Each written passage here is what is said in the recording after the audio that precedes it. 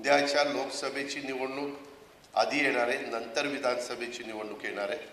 त्याच्यामुळं लोकसभेच्या निवडणुकीच्या निमित्तानं जर तुम्हाला मला पावती द्यायची असेल तर ही जी सगळी कामं चाललेली आहेत आणि बारामतीमध्ये जो बदल चाललेला आहे, आपल्या करा नदी, आपली नीरा नदी, आपली जनाई शिरसाई पुरंदर, त्याच्यामध्ये तर मी काय काय निर्णय घेतले, कुणालाही तशा पद्धतीचे निर्णय घेता आले नसते.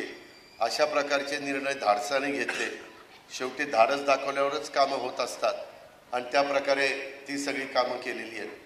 त्याकरता उद्या ज्यावेळेस खासदारकीच्या निवडणुका येईल, मी उमेदवार लवकरच महायुतीचा कोण आहे ते जाहीर करेन.